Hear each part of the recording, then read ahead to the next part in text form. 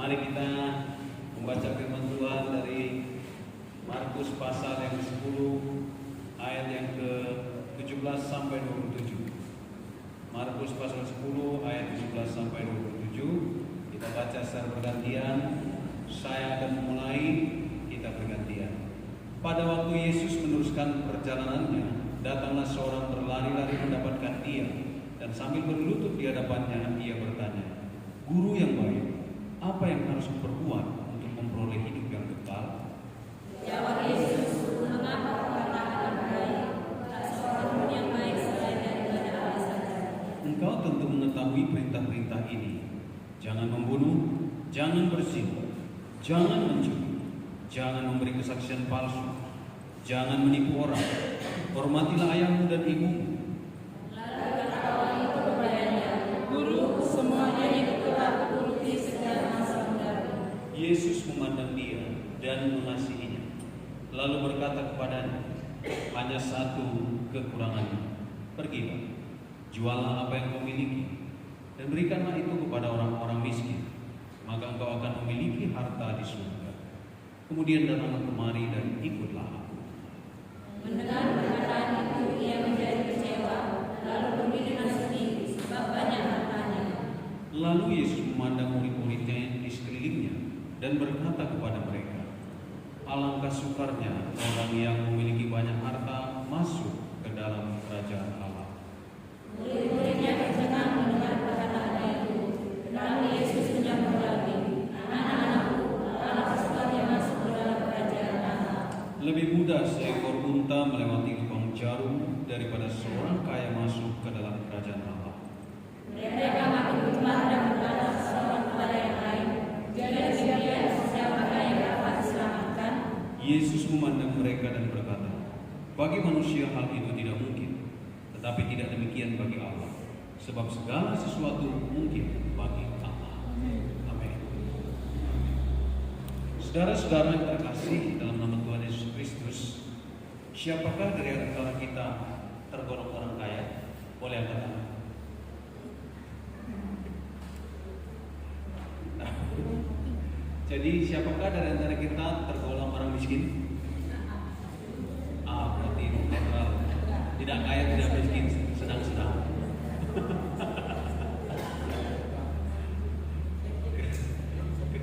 Karena menurut teks ini orang kaya suka masuk kerajaan Allah. Masa iya? Masih ingin jadi orang kaya? Tapi sukar masuk kerajaan Allah. Sukar bukan berarti tidak mungkin. Amin. Nah, di situ dia. Apakah orang miskin otomatis masuk kerajaan Allah? Baru kuat ini. Berarti tadi kayak bisik-bisik suara saya. Apakah orang miskin otomatis masuk kerajaan Allah? Enggak juga, bukan. Kaya dan miskin sama-sama sukar masuk kerajaan Allah. Apakah kira-kira kita sudah yakin masuk kerajaan Allah? Sementara ada pria yang baik ini, pria anak muda yang luar biasa ini. Kenapa saya katakan luar biasa?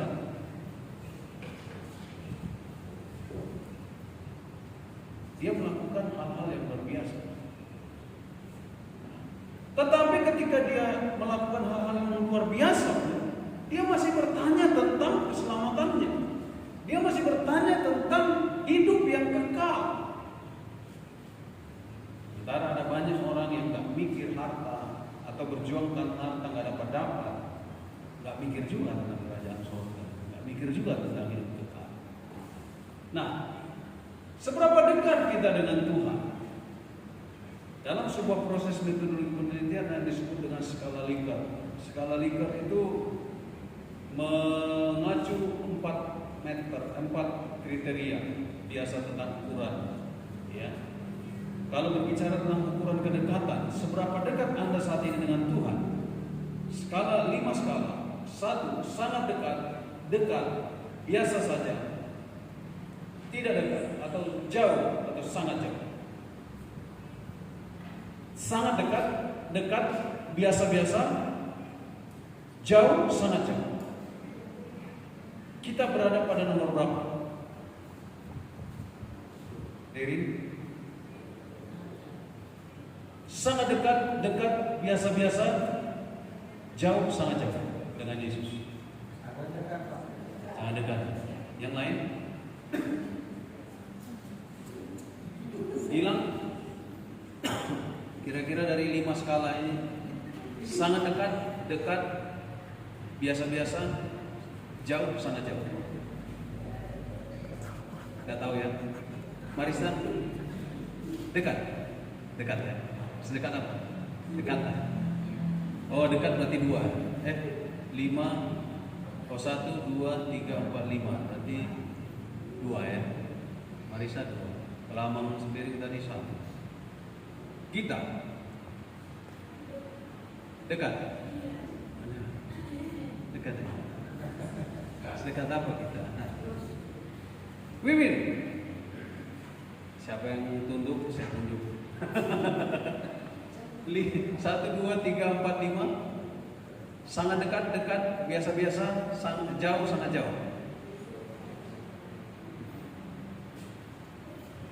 Dekat. Puji Tuhan. Tepuk tangan dulu.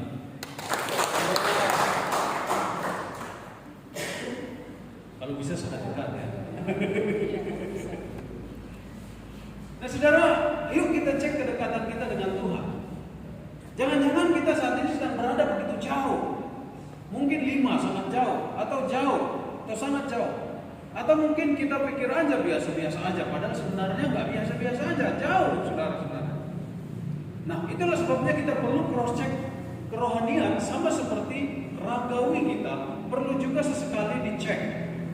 Apalagi kalau sudah mulai umur 40, 50, sekali-sekali check up lah.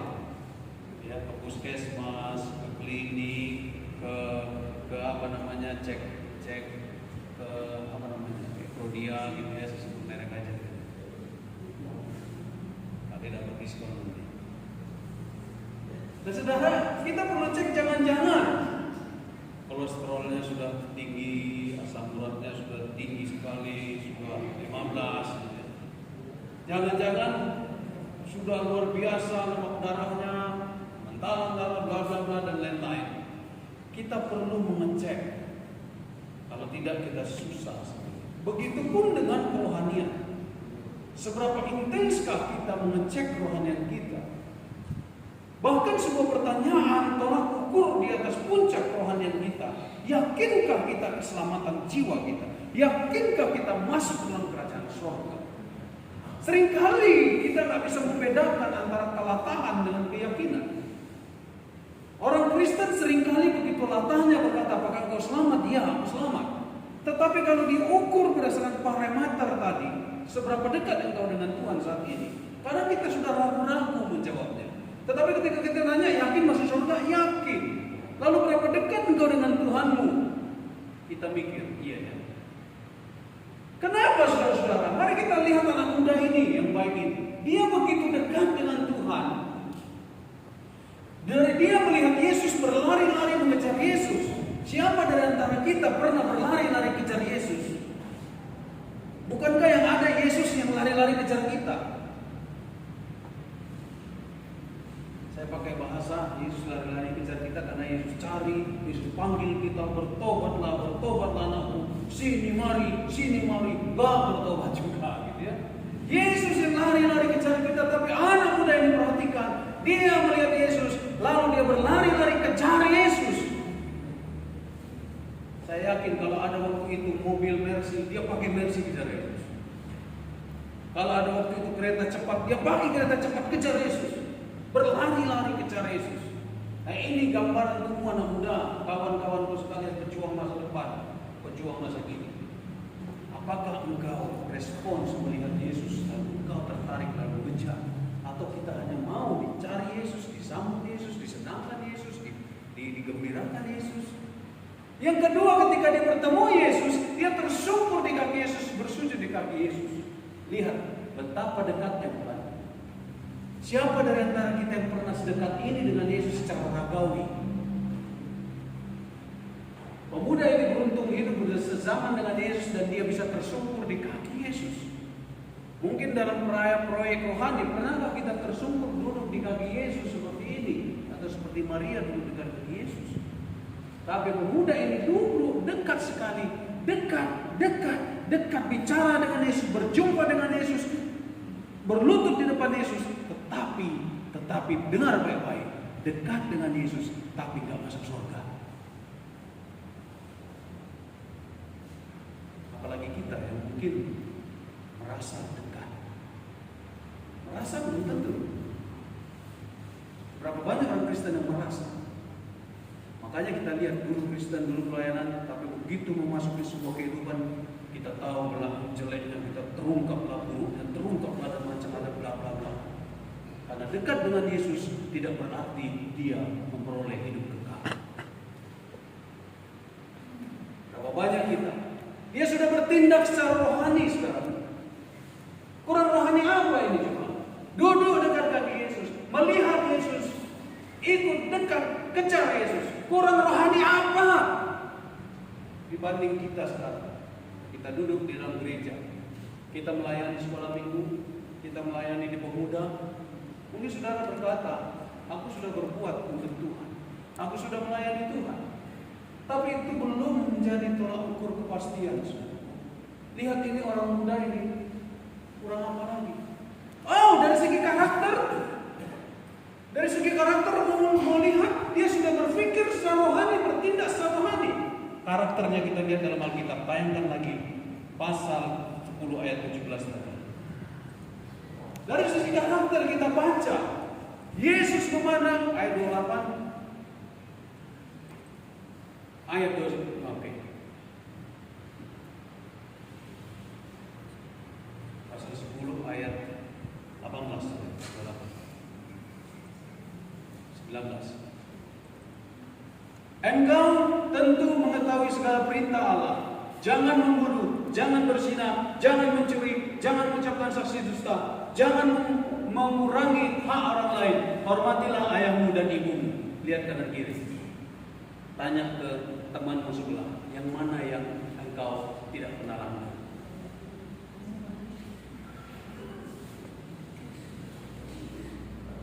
Membunuh? Oh, belum pernah membunuh. Oke. Tetapi bukankah di dalam 1 Yohanes dikatakan orang yang membenci saudaranya sama dengan membunuh? Berzina? Tahu sama tahulah kita. Dalam pikiran kita, dosa imajinasi, dosa mata, kedagingan, walaupun nggak sampai kepada tindakan yang lebih.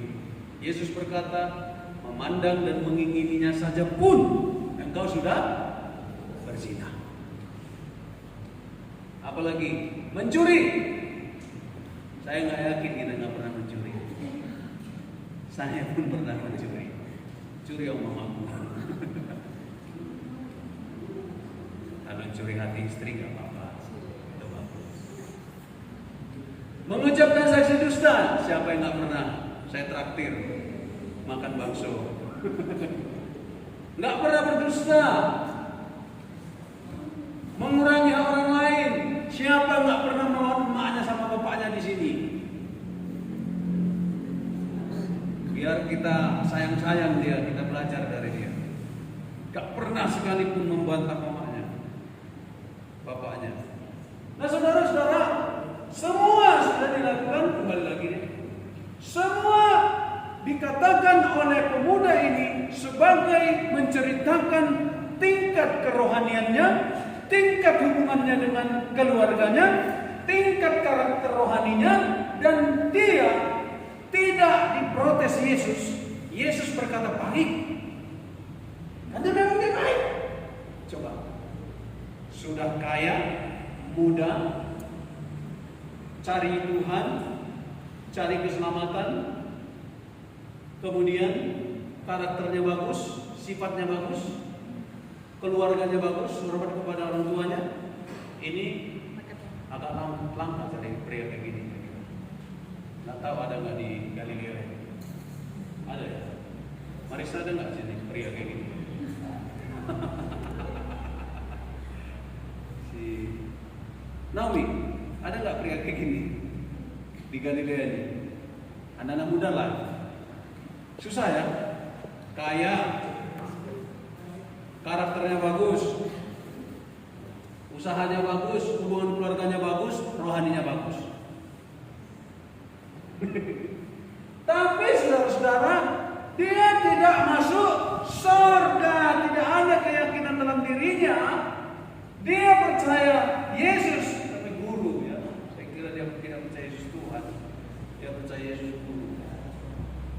Ini persoalannya.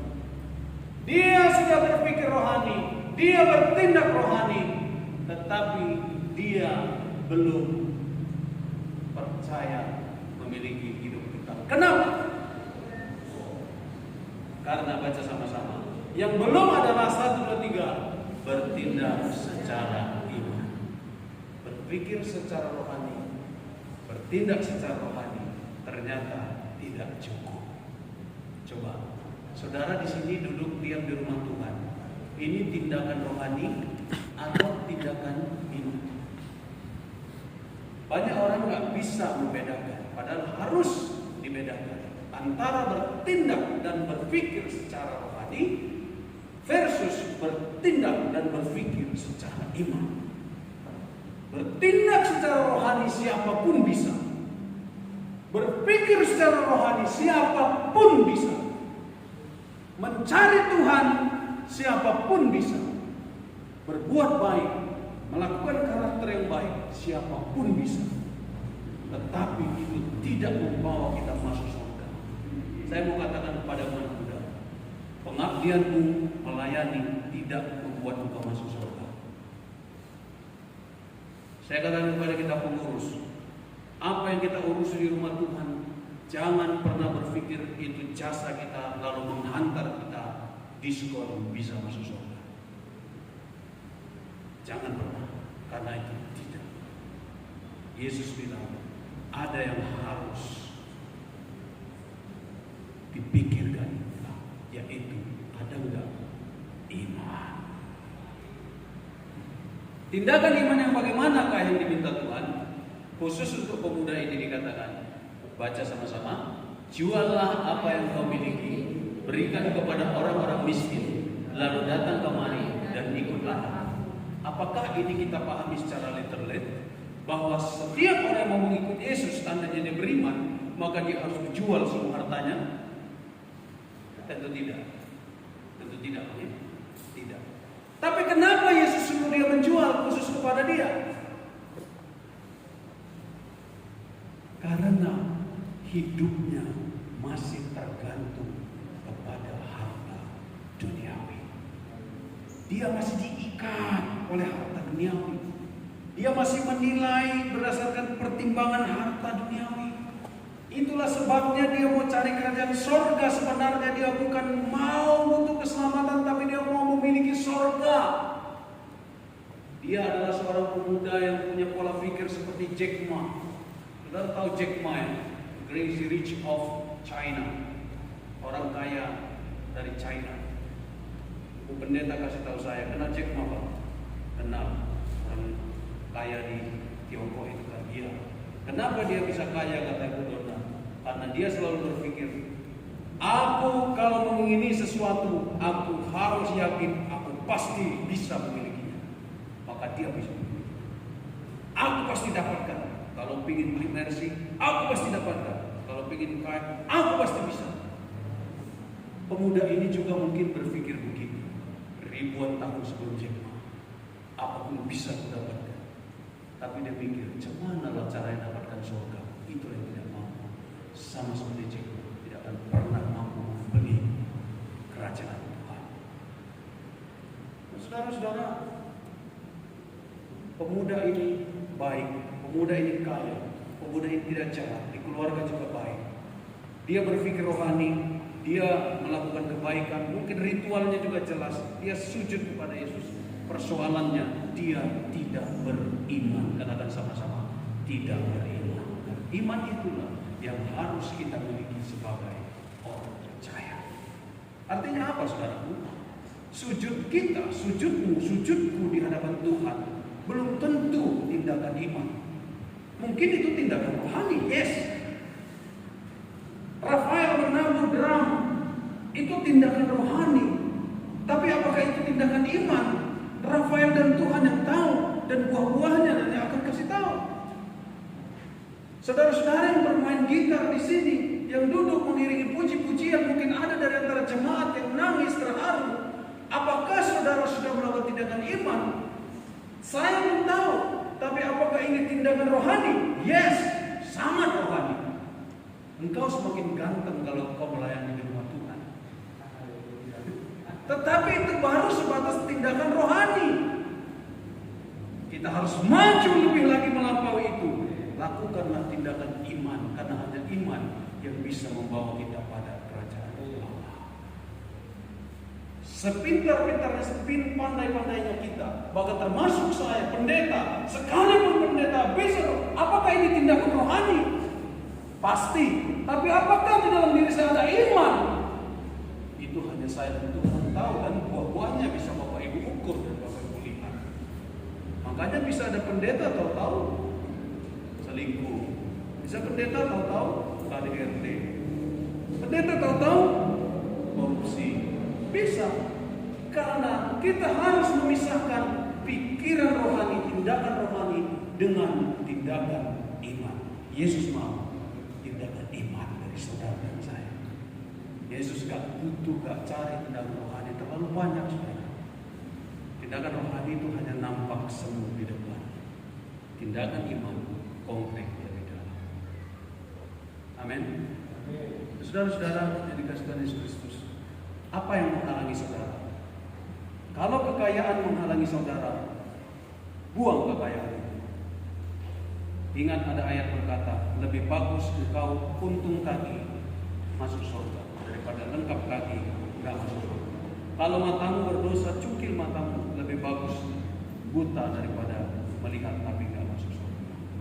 Jadi kalau harta kita menghalangi kita masuk surga, buang harta kita. Tinggalkan, lepaskan. Jangan bersandar pada kekuatan dunia, harta dunia. Harta saja kalau menghalangi harus ditinggalkan, apalagi kemiskinan. Ada orang kaya sulit masuk surga, lebih parah lagi orang miskin sulit masuk surga. Karena apa? Karena tidak beriman. Nah, oleh sebab itu mari kita beriman kepada Tuhan. Ini adalah gambaran kita. Ingat, tapi betapa bagusnya gambar ini.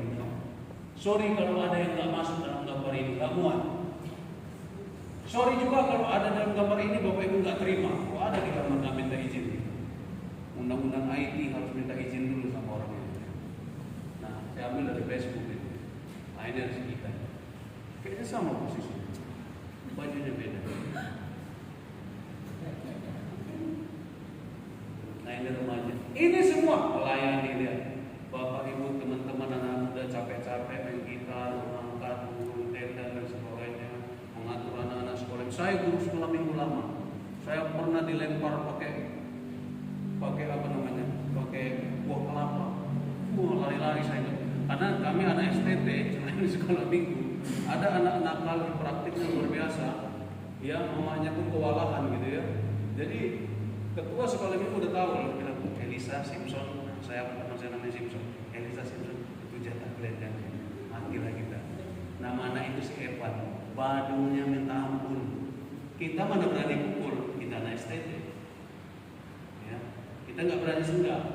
Badungnya minta ampun. Terakhir ibu pendeta di pojok rumah dia sampai senang nggak bisa bernapas. Wah, badungnya minta ampun. Tapi saya pikir kalau anak ini dipilih Tuhan ini luar biasa. Nah, saudara-saudara, guru-guru sekolah minggu banyak bayar harga, banyak bertenaga, tetapi apakah ini tindakan iman? Belum tahu. Tapi apakah ini tindakan rohani? Ya. Tapi apakah beriman? Lihat dari buahnya. Lihat dari ketahananmu, karena iman membuat engkau bertahan. Iman membuat engkau tegar. Iman membuat engkau kuat. Laksana sebuah pohon diombang-ambingkan badai. Kalau engkau punya landasan kuat, akar yang kuat, angin sekeras apapun tidak akan bisa melumpuhkan mematahkan. Itulah iman. Tapi kalau engkau tidak memiliki iman, maka seberapa kecil pun angin itu, engkau akan tumbang. Engkau melayani, engkau dikritik, engkau tidak memiliki iman, engkau tumbang. Rapuh. Engkau engkau melayani, engkau gak cocok, engkau tutup rapuh. Itu tidak karena iman, tapi baru sebatas tindakan rohani.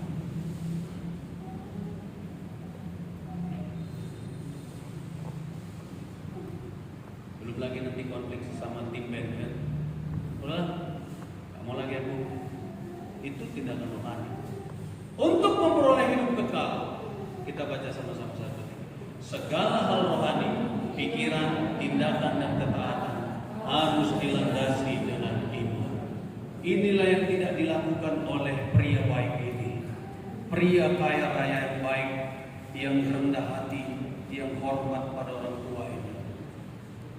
Dia sangat rohani, tetapi sangat tidak beriman. Dia tidak percaya. Akibatnya Tuhan Yesus bilang, sampai geleng-geleng kepala. Kalau kita lihat teksnya kan, Yesus lihat kepada murid-murid, kan berbalik. Tinggalkanlah hartamu, bagi-bagikan kepada miskin, baru datanglah kemari, kau akan boleh hidup yang kekal. Lalu orang kaya itu pergi, menangis. Lalu Yesus bilang, melihat, Yesus lihat, bilang kepada murid, lihat tengok, suka sekali lah orang itu, orang kaya masuk dalam surga. Lebih mudah seekor unta masuk ke lubang jarum daripada seorang kaya. Orang yang tidak beriman, bukan karena kayanya, tapi tidak berimannya. Seorang yang tidak beriman sekalipun dia kaya, sulit masuk dalam kerajaan surga. Karena itu saudara, peristiwa ini menggambarkan, renungkanlah, adakah iman dalam hidup kita? Karena hanya iman itu yang akan buat kita kuat. Apapun pergumulan saudara, iman itulah jawabannya. Di dalam iman itulah kita akan menemukan jawaban Tuhan, bukan kepada manusia.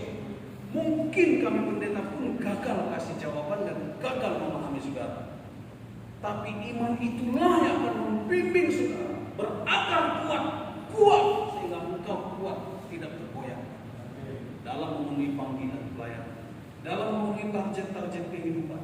Tapi tanpa iman siapa yang bisa kuat? Tidak ada.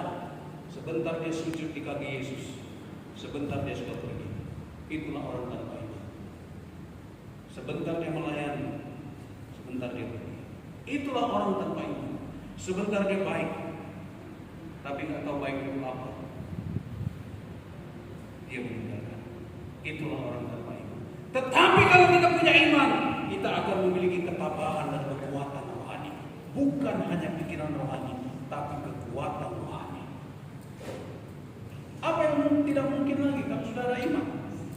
Yesus berkata, kita baca ayat yang ke-27. Kita baca ayat 27. Sama-sama. 1, 2, 3 ya. Yesus memandang mereka dan berkata, bagi manusia hal itu tidak mungkin, tetapi bukan demikian bagi Allah, sebab segala sesuatu adalah mungkin bagi Allah. Pemusik, maju. Bagi Tuhan tak ada yang mustahil. Amin.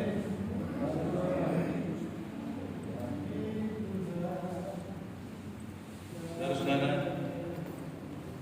adakah iman dalam diri kita? Adakah iman dalam keluarga kita? Kita orang muda yang besok minggu P3 ini, minggu depan, adakah iman? Adakah ketabahan, kesetiaan, ketegaran? Hanya iman yang bisa buat kita stay di hadapan Tuhan.